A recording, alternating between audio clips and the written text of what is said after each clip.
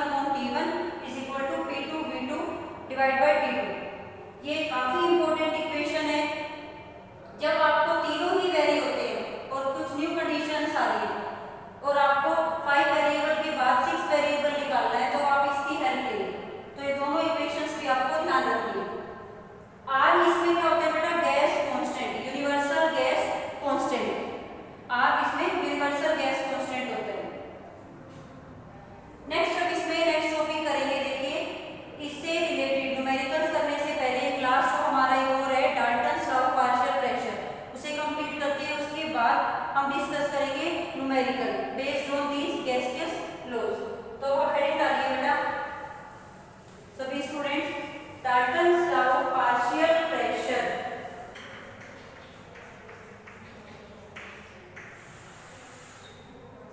Dalton's law of partial pressure.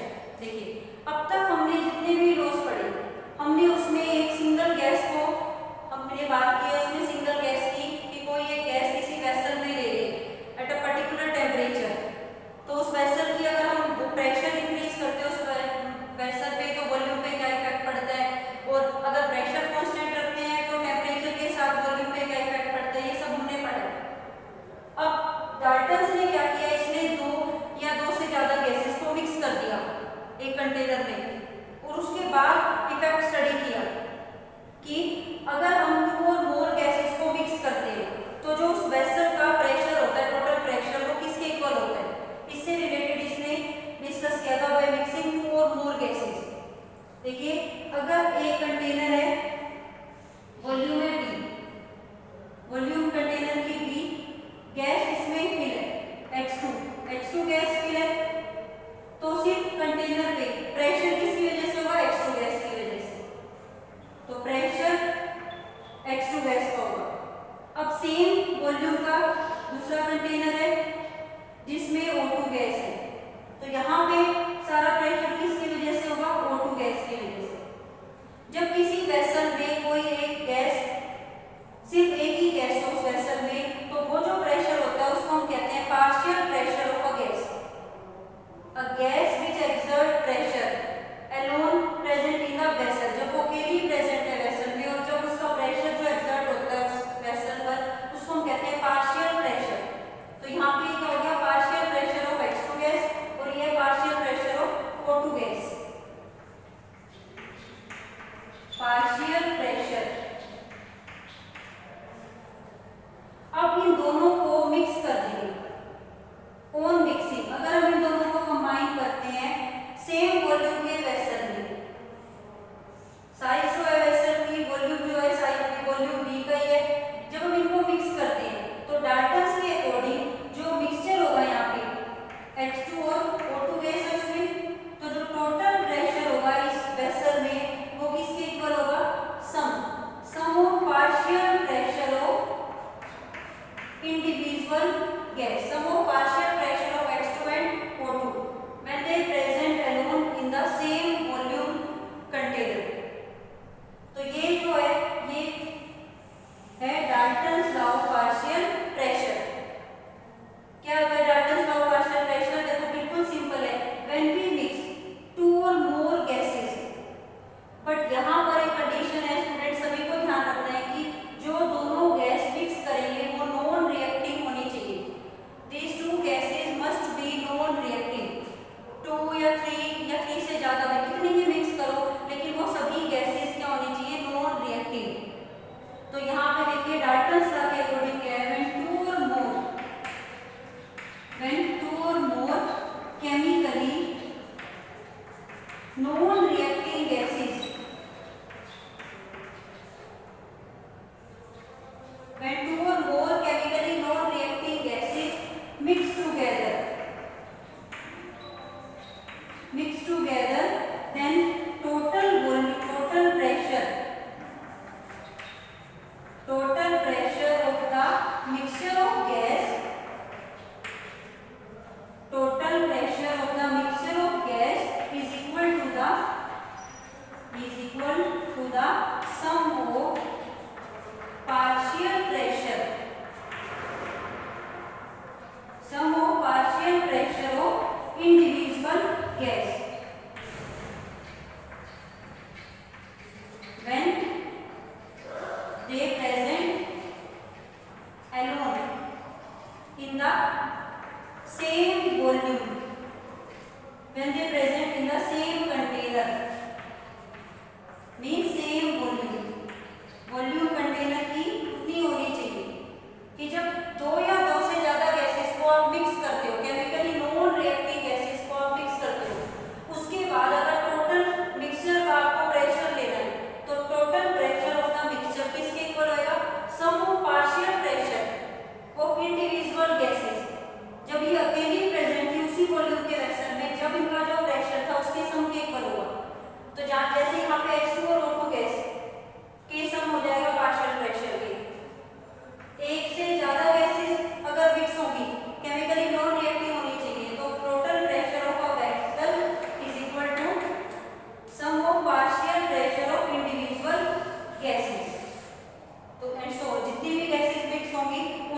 ये partial pressure के equal हो जाएगा।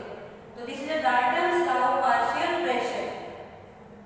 डाल्टन्स लॉ ने बात की टोटल प्रेशर मिक्सचर की, एक गैस की बात की, इसने property the number of gases को जब मिक्स करते हैं सेम वॉल्यूम के कंटेनर में, तब ये बात कर रहा है टोटल प्रेशर की। तो this is Dalton's law of partial pressure. अब इसमें देखिए इसमें और क्या है, ये सभी नोट डाउन कर लीजिए। अब हम एक बात लेके चलेंगे, गैस बिहेव आइडियली। जो गैसेस ये मिक्स कर रहा है, अगर वो गैस बिहेव कर रही है आइडियली, तो हर गैस ओबे करेगी आइडियल गैस इक्वेशन। ठीक है, अगर ये भी आइडियल कंडीशन को फॉलो करती है और ये भी आइडियल कंडीशन को, अंडर ऑल टेम्परेचर और प्रेशर कंडीशन, अगर बॉयल्स लॉ और चार्ल्स लॉ और एवोगाड्रोस लॉ को ओबे करती है गैसेस, तो ये गैस कैसी होंगी, आइडियल। तो इंडिविजुअल गैसेस पे अगर हम आइडियल गैस इक्वेशन लगाते हैं, तो उसकी हेल्प से देखिए न्यू इक्वेशन हम ड्राइव कर सकते हैं डाल्टन्स लॉ को यूज करके। वो देखिए क्या होती है,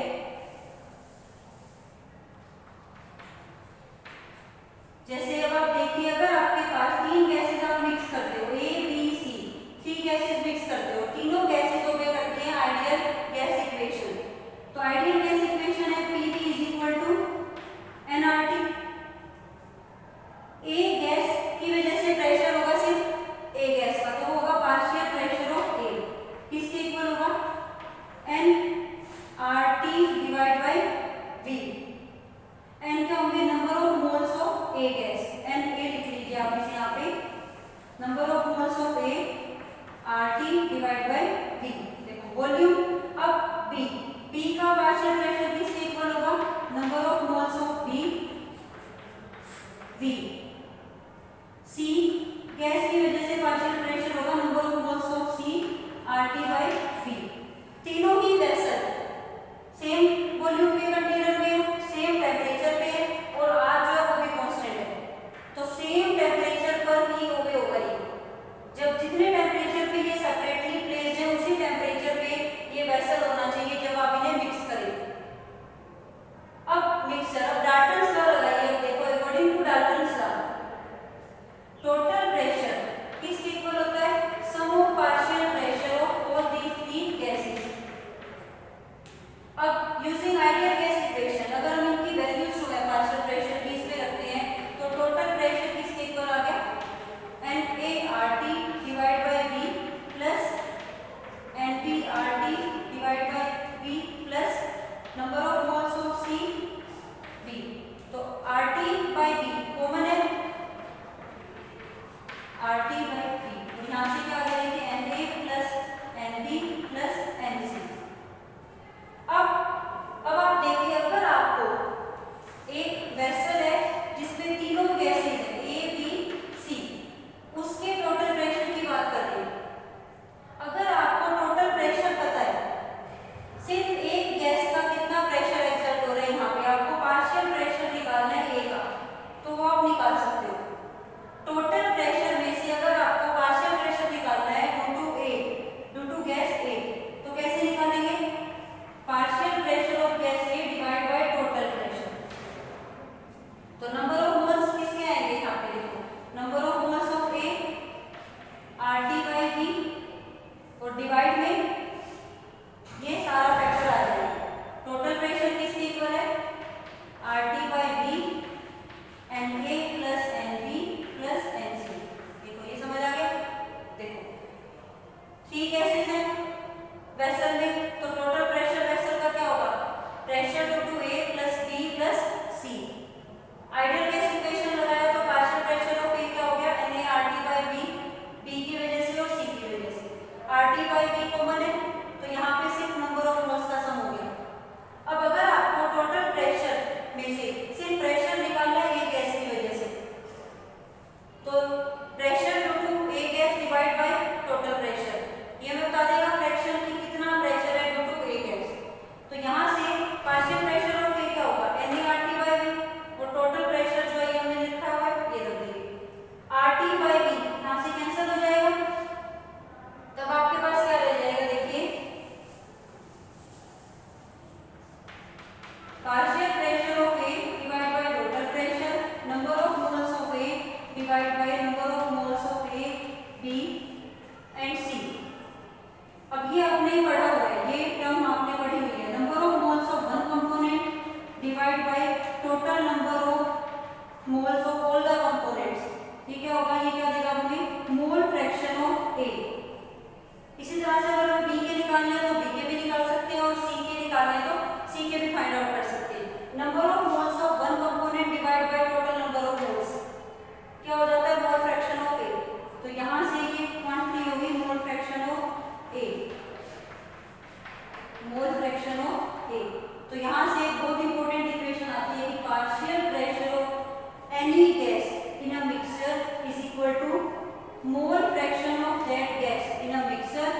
multiply by total pressure.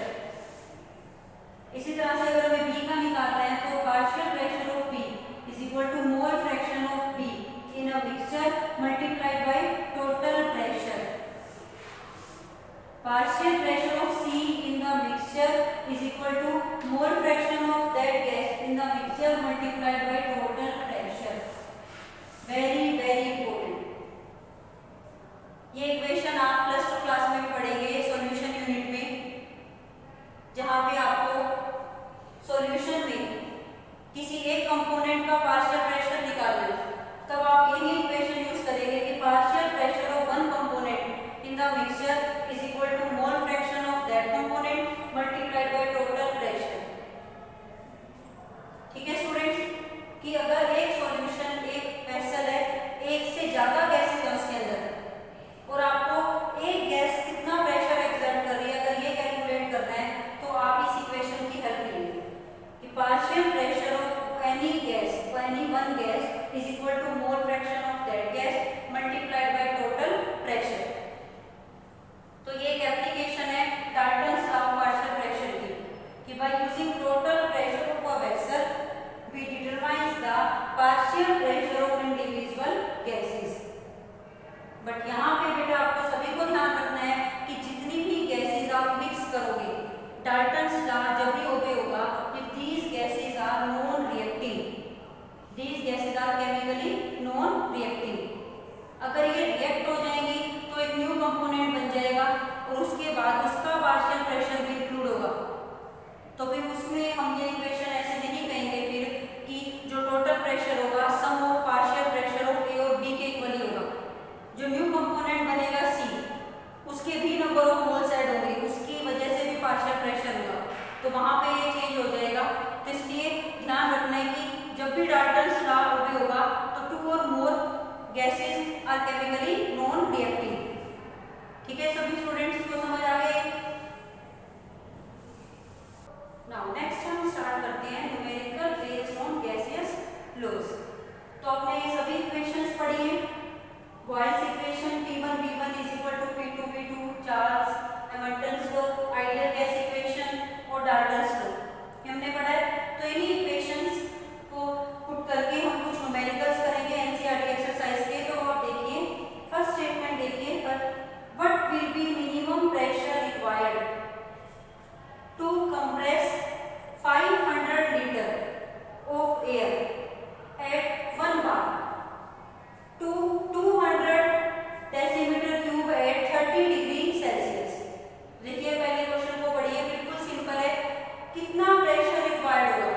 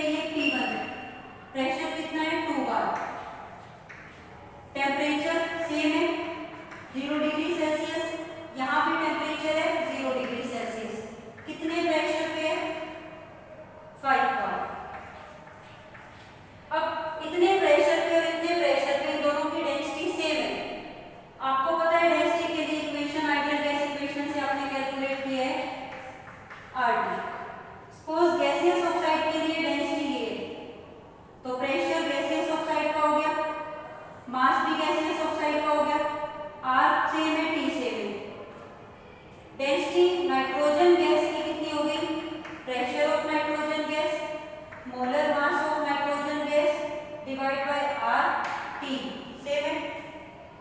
Pressure value दी हुई है, कितने प्रेशर पे दोनों की डेंसिटी सेम है, 2 बार 5 बार, तो दोनों की डेंसिटी को इक्वेट कर दो। अब आप यहां से जब इक्वेट करेंगे एट दैट प्रेशर कंडीशन, तो ये सेम है, ये कट जाएगा, तो सिर्फ आपके पास ये इक्वेशन रह जाएगी। तो आप इस इक्वेशन में देखिए, आपको P1 पता है 2 मल्टीप्लाई m1 आपको निकालना है molar mass, pressure of N2 कितना दिया हुआ है 5 और मोलर मास N2 का कितना होगा 28। तो यहाँ से आप मोलर मास निकाल सकते हैं गैस का, तो इजीली फाइंड आउट हो जाएगा बाय 2 70 ग्राम। तो ये आपका आंसर मोलर मास आ जाएगा। देखो आपको क्वेश्चन को अभी मैं दोबारा से बता रही हूँ, देखिए कोई एक ऑक्साइड था गैसियस ऑक्साइड, उसकी डेंसिटी 2 बार पे जितनी होती है वो सेम होती है दैट ऑफ नाइट्रोजन एट 5 बार। जितनी नाइट्रोजन की 5 बार पे डेंसिटी होती है उतनी ही इस गैसियस ऑक्साइड की 2 बार पे होती है। तो हम दोनों कंडीशन को इक्वेट कर दिया, दोनों की डेंसिटी को इक्वेट कर दिया एट 2 बार और 5 बार, जिससे टेम्परेचर सेम था, R गैस कांस्टेंट है, कैंसिल हो गया, और दोनों की डेंसिटी अगर सेम है एट दैट प्रेशर कंडीशन, तो इक्वेट करके आप यहां से मोलर मास निकाल सकते हो उस गैसियस ऑक्साइड का, जो कि कितना है 70। तो ये एनसीईआरटी का आपका क्वेश्चन है, काफी इंपॉर्टेंट है, होप सभी को समझ आया होगा ये, राइट। नेक्स्ट क्वेश्चन देखिए, अब नेक्स्ट क्वेश्चन है neon O2 mixture contain 70.6 gram O2 and 167.5 gram neon। एक मिक्सचर है जिसके अंदर कौन सी गैसेस है, नियोन एंड O2, दोनों का वेट दिया हुआ है। टोटल प्रेशर जो है मिक्सचर का, pressure of the mixture of gas in the cylinder, total pressure कितना गिवन है 25 बार। आपको कैलकुलेट करना है partial pressure of O2 and neon, तो इसमें यूज होगा Dalton's law of partial pressure. आपको पता है अगर हमें पार्शियल प्रेशर निकालना है O2 का, तो क्या फॉर्मूला होगा, mole fraction of O2 multiplied by total pressure. Partial pressure of neon is equal to mole fraction of neon multiplied by total pressure.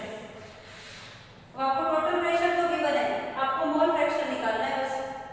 अब मोल फ्रैक्शन कैसे निकलता है, देखो मोल फ्रैक्शन ऑफ O2 कैसे निकलेगा, number of moles of O2 divide by number of moles of O2 plus neon, और मोल fraction of neon निकालेंगे 1 minus mole fraction of O2। आपको पता है sum of mole fraction of all the components is equal to 1। अब यहां से number of moles निकालने हैं आपको, पहले O2 और नियोन के वेट गिवन है आपको, तो यहां से इजीली निकल जाएंगे। Number of moles of O2 कितना होगा, given weight of O2 divide by molar mass of O2। Given weight कितना है 70.6 और मोलर मास O2 का कितना होगा 32। Similarly number of moles of neon 167.5 divide by 20। यहां से नंबर ऑफ मोल्स किसके आ जाएंगे, नियोन के। दोनों के पहले नंबर ऑफ मोल्स निकालिए, उसके बाद नंबर ऑफ मोल्स कैलकुलेट करने के बाद मोल फ्रैक्शन, और जैसे ही आपको मोल फ्रैक्शन निकल जाता है O2 और नियोन गैस का, तो आप इजीली निकालेंगे partial pressure of O2 and neon, आप निकाल पाएंगे टोटल प्रेशर गिवन। तो अब आप इस क्वेश्चन को सॉल्व कर लेंगे, क्योंकि बिल्कुल आसान है। कोई एक गैस है, मिक्सचर है नियोन और O2 गैस का, दोनों का वेट गिवन है, टोटल प्रेशर गिवन है सिलेंडर का 25 बार। अगर टोटल प्रेशर गिवन है तो हम पार्शियल प्रेशर निकाल सकते हैं। पार्शियल प्रेशर के लिए हमने फॉर्मूला लगाया, उसमें हमें मोल फ्रैक्शन चाहिए, मोल फ्रैक्शन के लिए हमें नंबर ऑफ मोल्स कैलकुलेट करने हैं पहले यूजिंग द गिवन वेट। तो पहले मोल फ्रैक्शन से मोल्स कैलकुलेट करेंगे using weight, then calculate mole fraction, और फिर इसमें पुट करके आप इसको सॉल्व करेंगे। तो इस तरह का क्वेश्चन अगर आपके एग्जाम में आता है तो ये क्वेश्चन आपका 3 मार्क्स का रहेगा। और इससे पहले जो मैंने क्वेश्चंस कराए हैं जिसमें सिर्फ आपका एक ही फॉर्मूला यूज होता है, तो वो आपके 2 मार्क्स के, इसमें आपके मोर देन 1 फॉर्मूला यूज हो रहे हैं। मोल फ्रैक्शंस के लिए भी फॉर्मूला यूज हो रहा है, उसके बाद आप पार्शियल फ्रैक्शन का निकाल रहे हैं, तो ये आपका 3 मार्क्स का रहता है इस टाइप का क्वेश्चन। तो इसकी आपको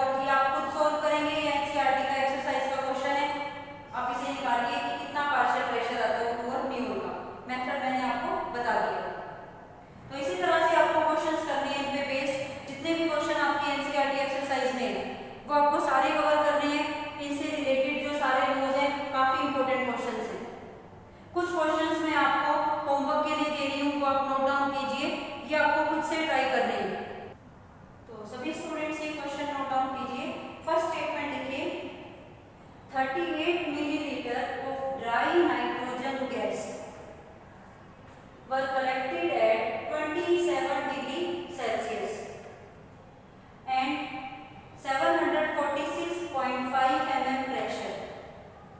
Calculate volume of gas at 0 degree Celsius and 760 mm pressure.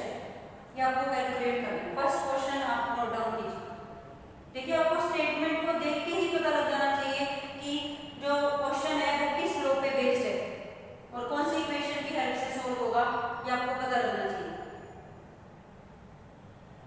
तो ये सभी जो 4 क्वेश्चंस हैं ये सभी स्टूडेंट्स अपनी नोटबुक में ट्राई करेंगे।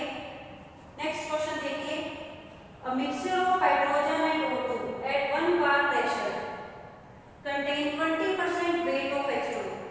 देखो ये यूनिट जो है परसेंटेज बाय मास, ये आपने फर्स्ट यूनिट में किया है। Percentage by mass means 20% H2, तो 20 ग्राम H2 है, 80 ग्राम O2 है। अब आपको मैंने बता दिया है, वेट बता दिया है, टोटल प्रेशर गिवन है 1 बार, तो पार्शियल प्रेशर निकाल सकते हो O2 का।